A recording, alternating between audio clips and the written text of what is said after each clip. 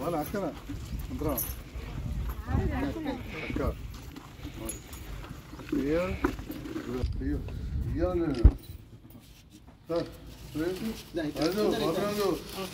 అదే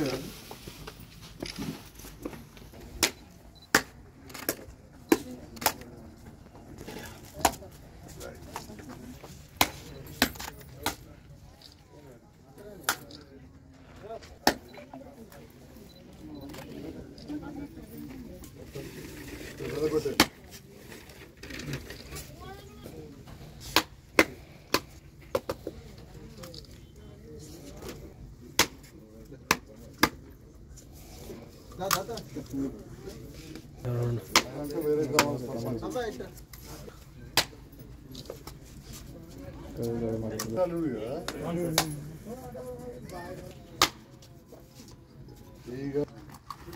లక్ష్మణ్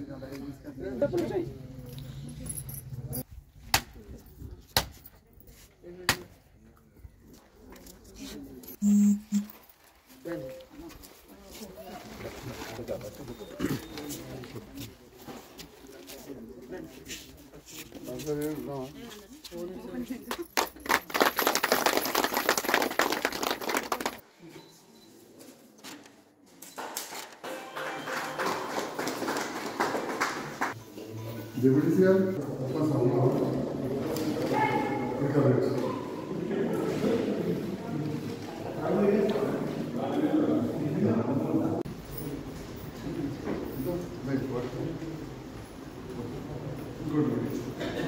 कैमरा दी नहीं ली तब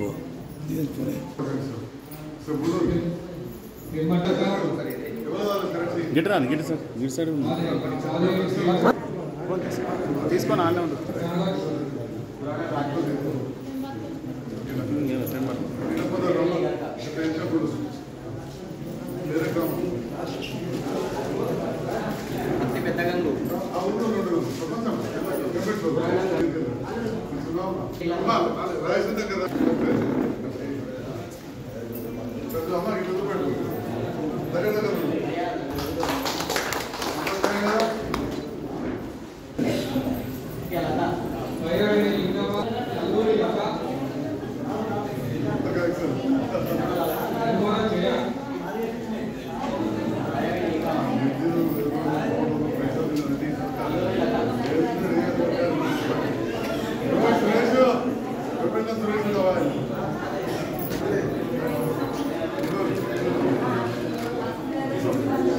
ఇప్పటిది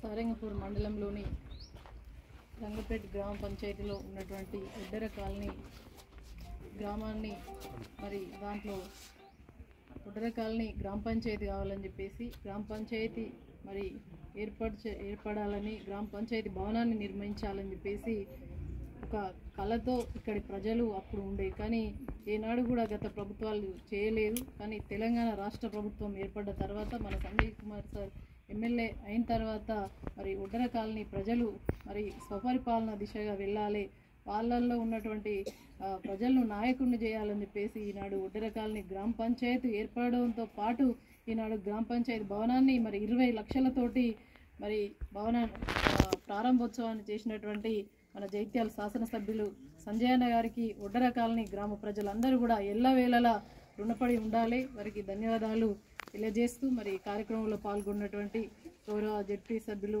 మనోహర్ రెడ్డి గారికి, వైస్ ఎంపీపీ సురేందర్ గారికి, పార్టీ అధ్యక్షుడు రాజేందర్ రెడ్డి గారికి, ముఖ్యంగా గ్రామ పంచాయతీ సర్పంచ్ గారికి అందరి పక్షాన శుభాకాంక్షలు తెలియజేస్తూ మరి రంగపేట సర్పంచ్ గారికి, మాజీ సర్పంచ్ గారికి, ఇతర గ్రామాల నుండి చేసిన ప్రజాప్రతినిధులకు, నాయకులకు, అధికారులందరికీ కూడా పేరు పేరున నమస్కారాలు తెలియజేస్తూ మరి గత ప్రభుత్వంలో తెలంగాణ రాష్ట్ర తొలి ముఖ్యమంత్రి కేసీఆర్ గారు మరి గ్రామ పంచాయతీలను ఏర్పరిచి తండాలను కావచ్చు, ఉద్దర కాలనీలు ఉన్నటువంటి కాలనీలన్నీ కూడా వారందరూ కూడా సొంతంగా పరిపాలన చేసుకోవాలి, అక్కడికే రేషన్ కార్డు రావాలి, ఒక సెక్రటరీ ఉండాలి, వాళ్ళ పరిపాలన వాళ్లకు జరగాలి, ఏది కావాలన్నా కూడా వేరే గ్రామ పంచాయతీకి పోయి చేసే పనిని ఈనాడు మరి మీ యొక్క గ్రామంలోనే ఒడ్డర కాలనీలోనే ఏర్పరచుకోవడం అనేది నిజంగా కూడా సంతోషకరమైనటువంటి విషయం. గతంలో మన కేసీఆర్ గారు అనేక కార్యక్రమాలు మరి ప్రజల పక్షపాతిగా నిలిచి ప్రజల కోసం చేసినటువంటి కార్యక్రమాలన్నీ కూడా చాలా విజయవంతంగా పూర్తి చేసుకున్నాం. దాంట్లో భాగంగా మరి ఈనాడు ఇప్పుడున్నటువంటి ప్రభుత్వం కొన్ని ప్రజాపాలన అనే కార్యక్రమం ద్వారా మరి వాళ్ళు కార్యక్రమాన్ని కొనసాగిస్తూ ఉన్నారు. నిజంగా చెప్పాలంటే మన కేసీఆర్ సార్ నిజంగా ప్రజల పక్షాన ఉండి పరిపాలన చేయడం జరిగింది. గౌరవ శాసనసభ్యుల గారి చేతుల మీదుగా కళ్యాణ లక్ష్మి ఎన్నో కళ్యాణ లక్ష్మి చెక్కులు ఇచ్చుకున్నాం. ఇప్పుడు మళ్ళీ సారంగపూర్ మండలిలో కూడా ఇచ్చుకోబోతున్నాం. మరి దానికి తోడుగా మరి కంటిన్యూగా పెళ్ళిళ్ళు జరుగుతూనే ఉంటాయి. మరి వాళ్ళు ఎప్పుడైతే వచ్చిండ్రో అధికారంలోకి అప్పటి నుండి తులం బంగారం ఇవ్వాలి.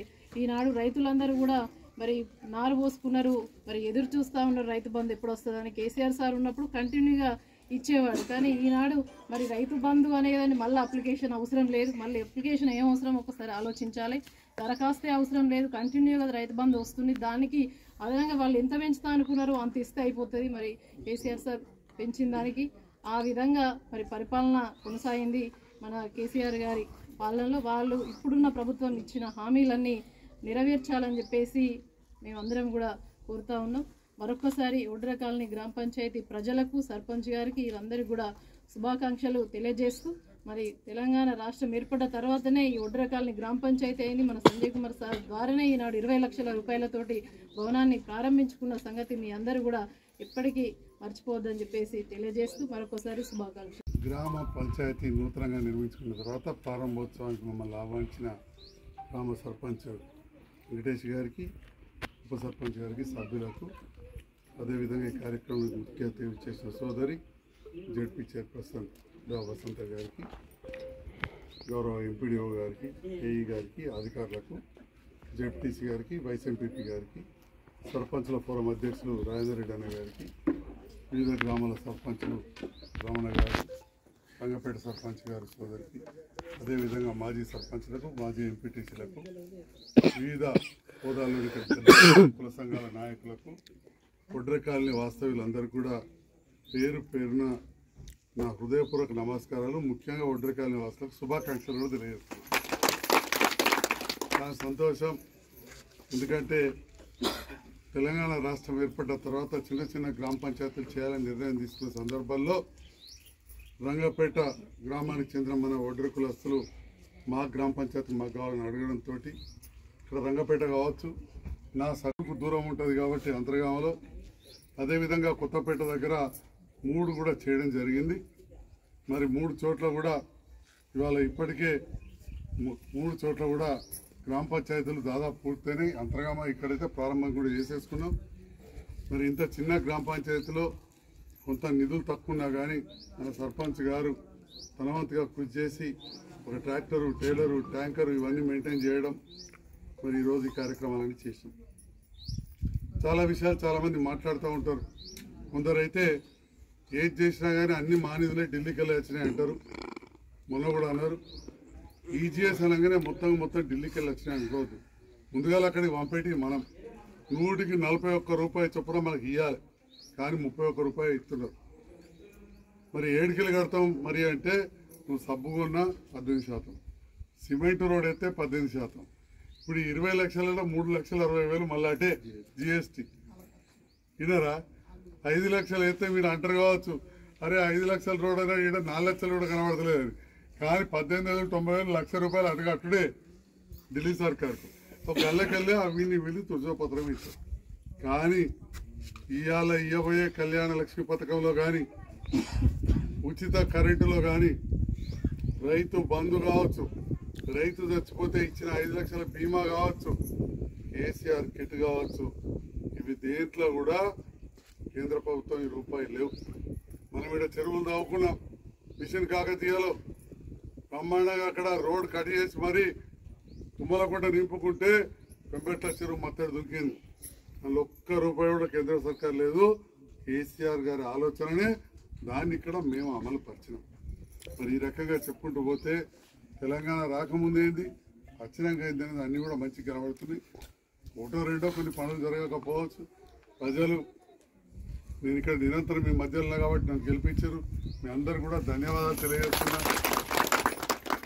ప్రభుత్వం కొద్దిలో రాలేదు,